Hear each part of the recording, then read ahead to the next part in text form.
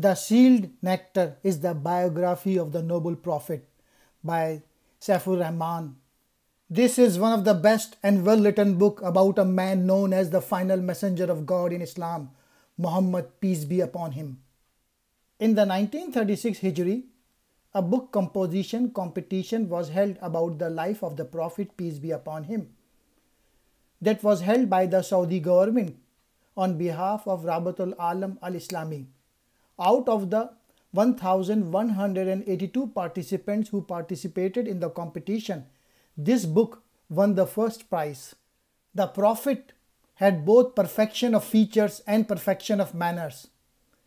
The impression of them on people can be deduced by the bliss that overwhelmed their hearts and filled them with dignity.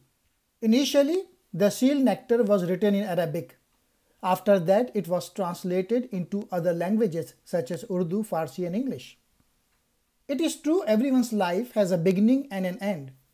To know about life of noble prophet, peace be upon him, comes in our first need.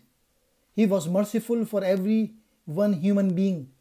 This book shed lights on the many issues such as social, political and religious. Before Prophet, peace be upon him, Arabs were living in dark ages.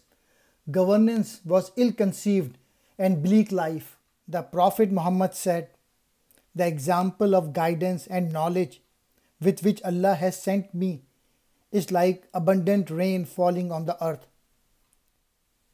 some of which was fertile soil that absorbed rainwater and brought forth vegetation and grass in abundance, and another portion of it was hard and held the rainwater, and Allah benefited the people with it, and they utilized it for drinking and to irrigate the land for cultivation. And a portion of it was barren, which could neither hold the water nor bring forth vegetation. Then that land gave no benefit." The first is the example of the person who comprehends Allah's religion, Islam, and get benefits from the knowledge which Allah has revealed through me, the Prophet, and learned and then teaches it to others. The last example is that of a person who does not care for it and does not take Allah's guidance revealed through me. He is like that barren land. Al-Bukhari.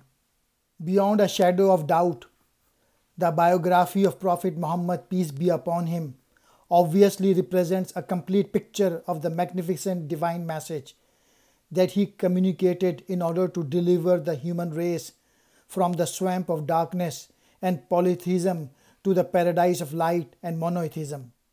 Linguistically, the word Arab means desert and barren land without water and vegetation. The Prophet Muhammad, peace be upon him, was in his youth a combination of the best social attributes. He was favored with intelligence, originality of thought, and accurate choice of the means leading to accurate goals. His long silence helped favorably in the habit of meditation and deep investigation into the truth. The mother of believers, Khadija, once said, "He maintains ties of kinship, he helps the poor and the needy, he entertains the guests and stands with the oppressed for truth." In the cave of Hira, when Prophet Muhammad, peace be upon him, was nearly 40, he had been accustomed to pass long hours in retirement, meditating and speculating over all aspects of creation around him. The cave of Hira was only 2 miles from Mecca, a small cave 4 arms length long by 1.75 arms length wide. He would always go there and feed any poor people who came to him. His heart was restless about the moral evils and adultery that were widespread among his people. When he was 40, the peak of one's life, and they say it is the age when prophets were always ordered to disclose their message, signs of his prophethood started to appear and twinkle on the horizons of life. The period of prophethood was 23 years. Here are 7 stages of successive revelation. First, the period of true vision. It was the starting point of the revelation of Allah's Messenger. The second, what the angel invisibly cast in the Prophet's mind and heart without being seen. The third, the angel used to visit Allah's Messenger, peace be upon him, in the form of human being and would speak to him directly. The fourth, the angel came to him like the toll of a bell, and this was the most difficult form because the angel used to seize him firmly, and sweat would stream from his forehead even on the coldest day. The fifth, the Prophet, peace be upon him, saw the angel in his actual form. The sixth, what Allah himself revealed to him in heaven, that is, when he ascended to heaven and received Allah's order for Salat prayer. The seventh, Allah's word to his messenger, peace be upon him, at first hand, without the mediation of an angel. It was a privilege granted to Moses, peace be upon him, and clearly attested in the Quran, as it is attested to our Prophet, peace be upon him, in the Surah Al-Isra, chapter 17, the journey by night. The central topic running through them focus on purifying the soul and preventing the Muslims from falling prey to the deceptive glamour of life. The Quraysh approached Abu Talib. Some men among the notables of the Quraysh went to Abu Talib. They said, "O Abu Talib, your nephew curses our gods, finds faults with our ways of life, mocks our religion, and degrades our forefathers. Either you must stop him, or you must let us get at him, for you are in the same opposition as we are in the opposition to him, and we will rid you of him." Muhammad, peace be upon him, replied, "O my uncle, by Allah, if they put the sun in my right hand and the moon in my left, on condition that I abandon this course, I would not abandon it until Allah has made me victorious, or I perish therein." In Ramadan, the Prophet, peace be upon him, went into the holy sanctuary, where there were a large host of Quraysh polytheists, including some notables and elders.